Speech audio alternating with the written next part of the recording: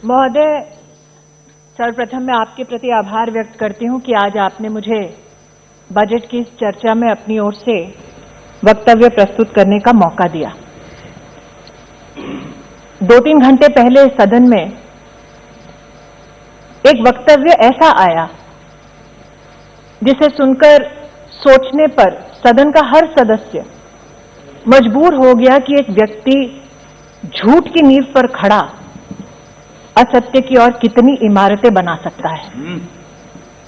उस व्यक्ति ने सदन की गरिमा का बिल्कुल ख्याल ना रखते हुए इस सदन द्वारा संवैधानिक तरीके से पारित कानून को काला कहा।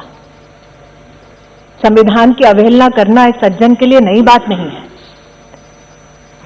इस सदन में बजट के ऊपर चर्चा करना उन्हें स्वीकार नहीं। इस बात को देखकर कई लोग हतप्रभ रहे होंगे कि चर्चा बजट से संबंधित है तो बजट पर व्यक्ति क्यों ना बोले। लेकिन शायद मंशा यह है कि यह बजट भारत को आत्मनिर्भर बनाने का बजट है। यह बजट भारत को जोड़ने का बजट है। और जिन लोगों ने दिल्ली में भारत के टुकड़े होने के नारे का समर्थन किया, वो भारत को समर्पित इस बजट का समर्थन कभी नहीं कर पाए। मैं अचंभित थी सभापति महोदय जब उस व्यक्ति ने किसान की दुहाई दी और आरोप मढ़ा इस सरकार पर। अचंभित इसलिए क्योंकि जिस क्षेत्र के वो निवर्तमान सांसद हैं, उस क्षेत्र में मंडी व्यवस्था की वो चर्चा करते हैं, चिंता करते हैं, लेकिन पूर्ण रूप से उस प्रदेश में क्या व्यवस्थाएं हैं उसके बारे में कभी चर्चा में शामिल नहीं होते। और जिस प्रदेश, जिस लोकसभा क्षेत्र से वो हारे, उस प्रदेश, उस लोकसभा क्षेत्र में किसान का उन्होंने क्या हाल किया, आज आपकी अनुमति से अध्यक्ष जी, सभापति महोदय जी, मैं उस संदर्भ में कुछ बोलना चाहती हूं। लेकिन बजट से उनका कोई सरोकार नहीं, क्योंकि जैसा मैंने कहा, यह बजट देश को जोड़ने का बजट है, आत्मनिर्भर बनाने का बजट है, देश को तोड़ने का बजट नहीं है। देश जुड़ता है तब जब महामारी दस्तक दे देश पर और देश का प्रधानमंत्री ये चिंता करे कि देश का एक भी गरीब रात को भूखे पेट ना सोए। और गरीब कल्याण पैकेज के माध्यम से देश के प्रधानमंत्री 80 करोड़ नागरिकों को 8 महीने तक मुफ्त का राशन पहुंचाने में सफल हो जाएं। इस सज्जन को यह बात स्वीकार नहीं कि 80 करोड़ नागरिकों तक इस बजट के संदर्भ में देश के प्रधानमंत्री ने राशन 8 महीने पहुंचाया कैसे। क्योंकि जब जब सत्ता इनके पास थी तब तब गरीब का क्या हश्र होता था ये देश जानता है, इसलिए आज वो सत्ता में नहीं है। आज अमेठी के सांसद होने के नाते इस बजट का समर्थन करते हुए मैं माननीय प्रधानमंत्री जी को आभार व्यक्त करती हूं कि देश की 80 करोड़ नागरिकों में अमेठी का 3,18,000 नागरिक है जिसको मुफ्त राशन देश के प्रधानमंत्री ने इस बजट के आधार पर दिया।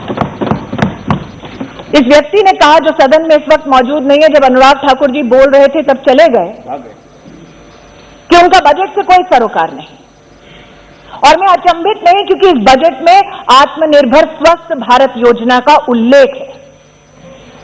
2,23,000 करोड़ का आवंटन वित्त मंत्री ने इस बजट के माध्यम से किया, लेकिन सरोकार उस सज्जन को नहीं जब वो सांसद थे, उनके जिला के अस्पताल में महोदय सीटी स्कैन की मशीन तक नहीं थी। महोदय, जब वो सज्जन सांसद थे अमेठी के, तब उनके परिवार के एक ट्रस्ट ने वर्षों पहले जमीन ले ली प्रशासन से, ये झांसा देते हुए कि मेडिकल कॉलेज बनाया जाएगा अमेठी में। उस जमीन पर अपने लिए गेस्ट हाउस बना लिया।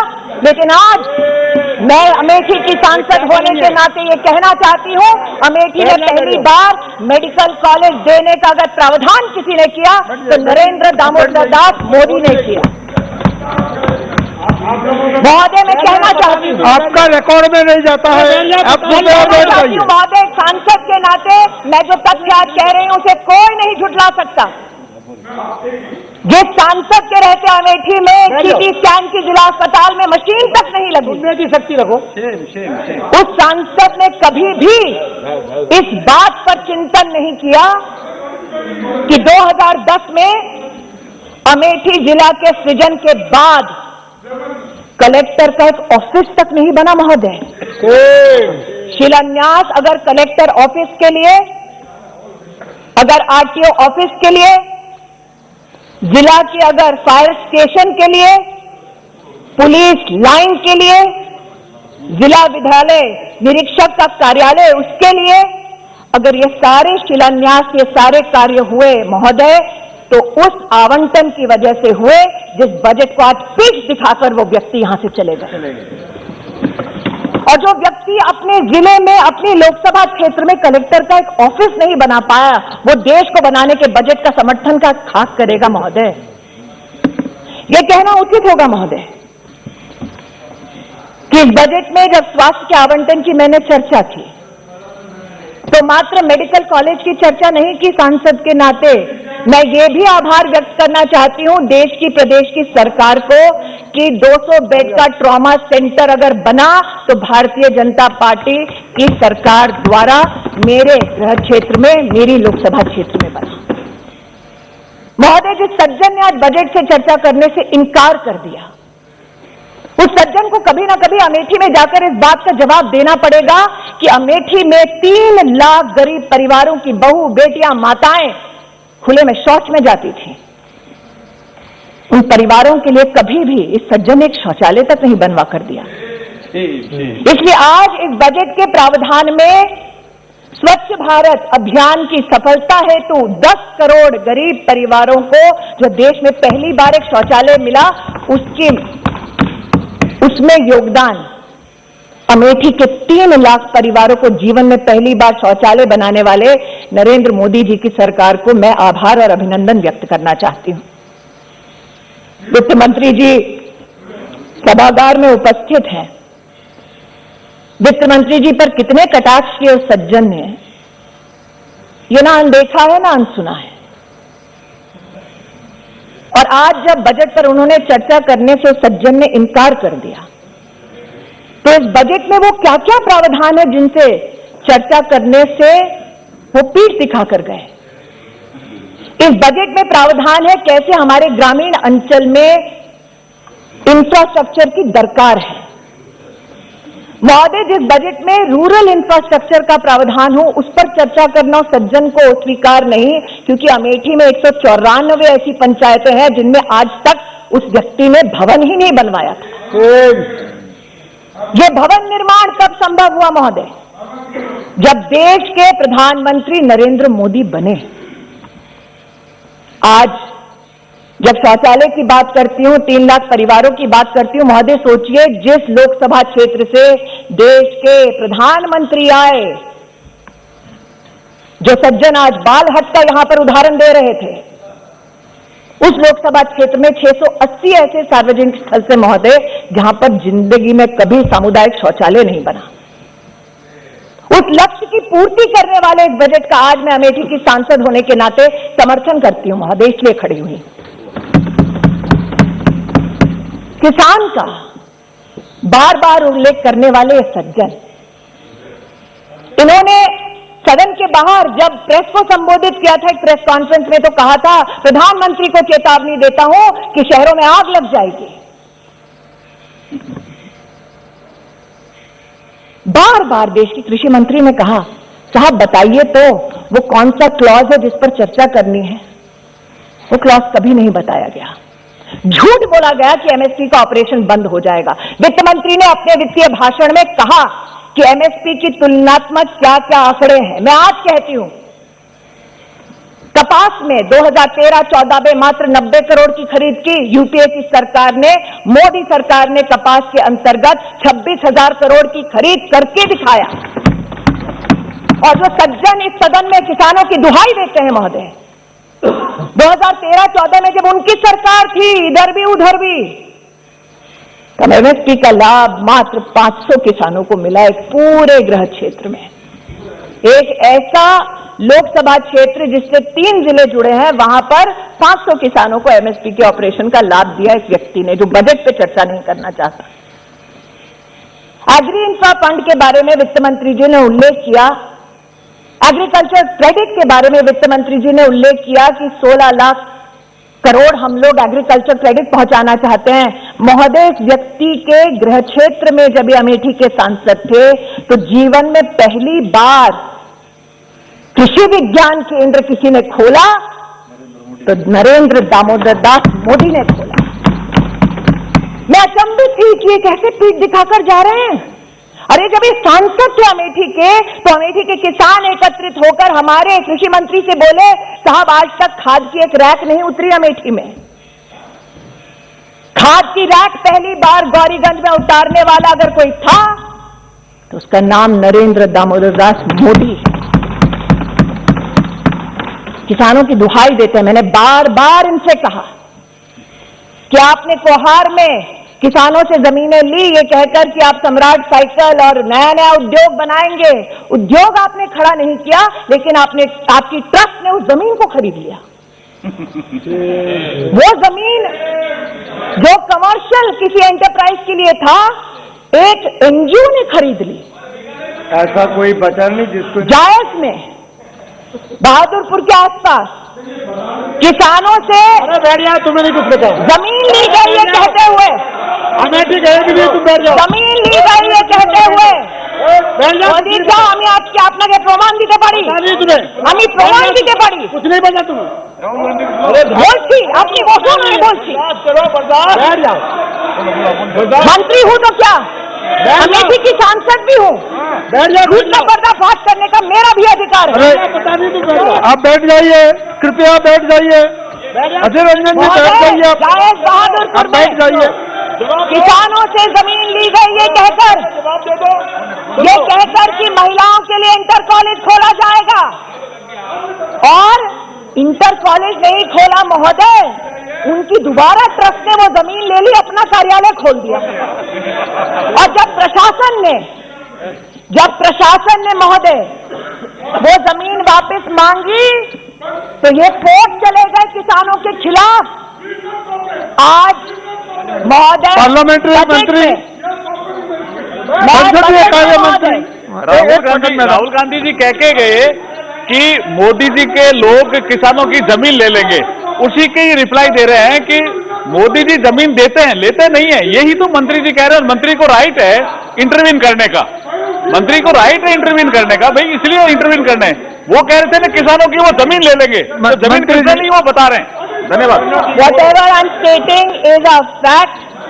तब आप बैठ जाइए। And since the gentleman concerned refused to speak on the budget, I am extremely grateful that you allowed me to speak on the budget.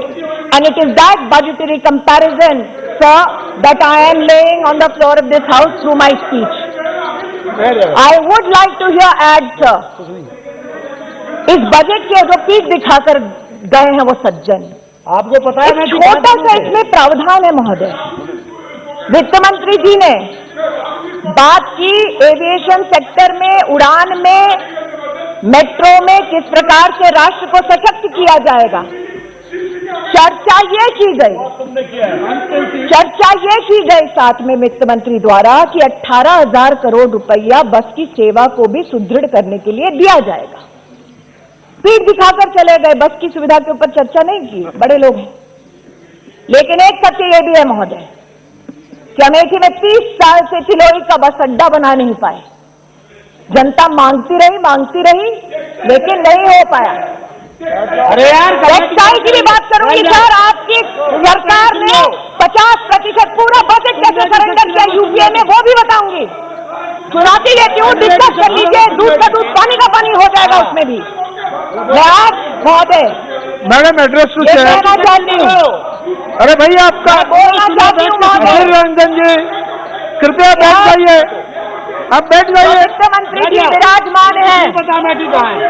जब वो रक्षा मंत्री